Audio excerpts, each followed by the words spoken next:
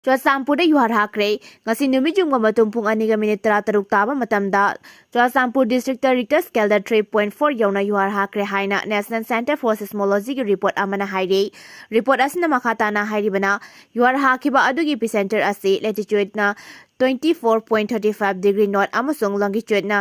93.54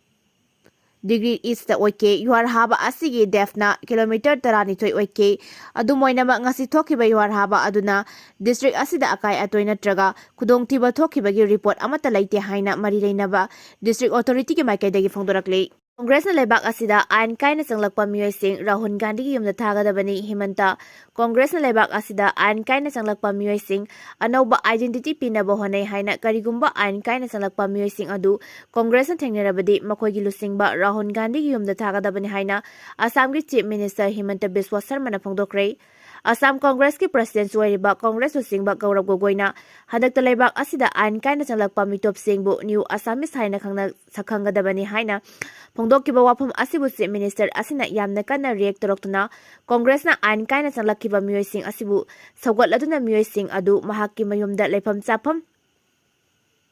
Pigadabani Assam gi onadi makhoigi mayum sanaba mafam leite Assam da leiriba thangai sengba Assami oiraba phawbada matik saba resource amasong lepham chapam barang kaina letringai anouba Assami sing asi karamna lepham chapam pigadoribano new Assami sing aduda aikoina karimata piba ngamloi karigumba Congress singba gogoina ain kaina changlakpa miyoi sing adugi damakta yamna lumna lawba tarabadi miyoi sing adu Congress ki lusingba Rahul Gandhi gi mayumda thakigadabani Assam da ain kaina lam khopsinduna laisiliba singi mathakta chathariba eviction drive asi makhatana chathakigani mathang sahida pangthokadoriba Assam gi Assembly election asida BJP na amuk hana santi halaklabadi makhatana eviction chathakigani sarkar asigi maikaidagidi Assam da illegal immigrants sing hakthengnana hek thengnabada makoibu pharaga maramda namduna halankigani hairi NRFM na August 15 gi ayuk pung 5 dagi nungtil pung 4 pawba general strike Laothokkhre lagliba August 15 gi India gi 15 suba Independent Day gi thoram Manipur da athing matamduna National Revolutionary Front Manipur NRFN na numit asig ayuk pung 5 dagi na nungtin pung 4 pawba Manipur da general strike Laothokkhre adubu mai ising ana ayek amasung media gi thabakte general strike asina konsiloi haire NRF ki Information and Publicity Secretary Sanazawa Maitai na thadorok pacherol amada Manipur na India ra tinkiba ase India na nampuda tilankiba ni haiba achumba oibana ngasi su Manipur miyam na khwaidagi awaba mayok na duna India gi victim oina hingliba mahing asina asoba khudam oire halengdana India na maning tamna Manipur khunai gi miyam gi mathakta loiram lengak sahi 63 chumna jathaduna khunai asibu nakan khudingda chapsinduna malem gi leimaidagi maru fungna muthatna bahonari haire Maning makhatamna lairakhiba Manipur asi ingtapna maning tamna laigadabani haiba wahai asi India gi khwaidagi asawba wahai oiduna Manipur kunaibu angamba thakta otpana India gi asawba mathau oire lamdam asida lisang sinna amuba lo chalaiduna mihat mipun ot naiba kya chathaduna ngasi phawba lakle amadi makhl makhlgi lalong kya puthokna lepalaitana Manipur kunaida maning mamang thatuna landare komja lising ani kulhumdoi dagi Manipur da ne Tadaba khusem gi irang thokanduna India gi tawba ngamba haisingba utuna mayai kaba sinja ka iroinina kunai asiga mayol chik thatuna thudektuna thamli hairi Cherol asina makha taraduna India gi aron balalong asina lamdam asigi apikpa achawba kanglu pumnamaki manungdasu thajana nungsinaba haibasi maida langsinbagum thamli pumnamak asigi haurakpham amadi Pumlampang asigi haurakho adudi India lenga ki loilam thausilni haibasi lamdam asigi miyamna India gi Independence Day August 15 asida asengba pakum adu uthokpani tanja lauguna Manipur na thokliba wathok ase kangluk ki wathok nate loiram lenga ki thawin sini haibasi malem gi miyamna taklasi haire aikhogi kangluk masa kayana phurup semgatuna khunai lengakle khunai semgalakpada khunai gi masak singloina duna lake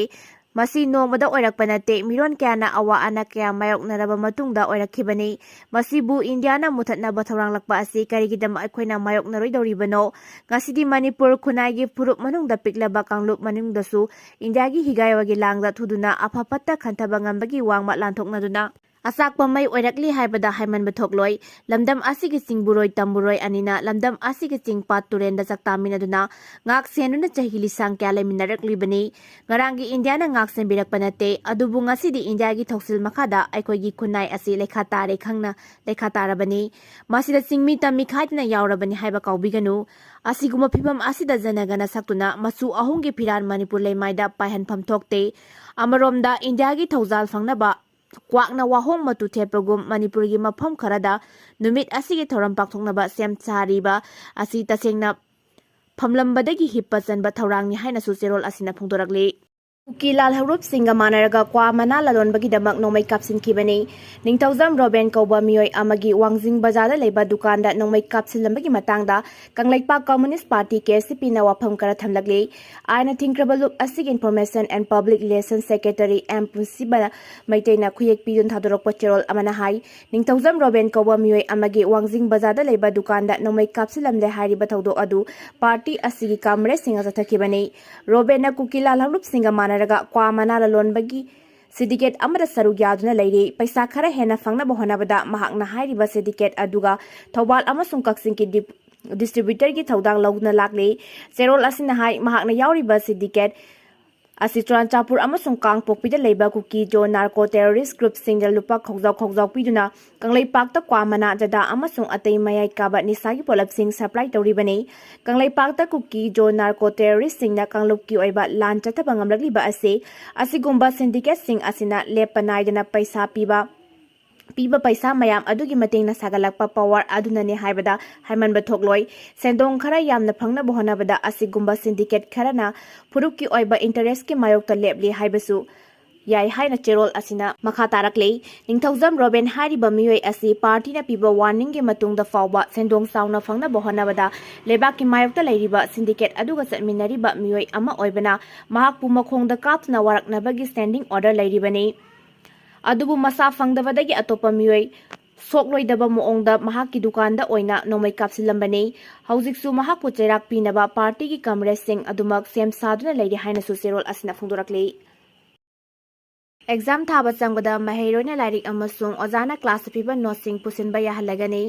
Central Board of Secondary Education CBSE na academic section lisingani kuntaru kuntre tagi hauna class 9 gi maheroi singda open book assessment chana hanaba official oina ayaba pikre June kunmanga da board asi governing body na mifam ama pangthoklaba matungda National Curriculum Framework for School Education lisingani kulhumdoi amadi National Education Policy lisingani kunga sanagadaba moongda anawu thorang asisana bahawna ba ayaba pikibani Nauna sana hangadori ba thorang asina maheroi singda exam ga mari lenena pungning wakhan wabagi sang hanthabaga loinana maheroi singi wakhan khanba ngambagi sang khangba ngamlagani haire khwaidagi ihan hana kumja lisingani kulhumdoi gi November da CBSE gi curriculum committee na thorang asisana hanabagi wafang khana bahauke matung tarakpada bodna akhanana school khara da changyeng oina thorang asisana hanke ahan batangka ki oina class 9 amasung 10 gi maheroi singda English Mathematics amadi science subject ta anouba thorang asisana hanuna chayeng tauke class 11 amasung 12 gi maheroi singda English Mathematics amadi biology subject ta thorang asisana hanuna changyeng tauke maheroi singna exam da hanglakpa wahangi pakhompi na bohanabada textbooks amusung atay reference book sizinabada kaya yamna kumang sauksin bang amlabage haibadu study adu da mayek sengna khangmangam ke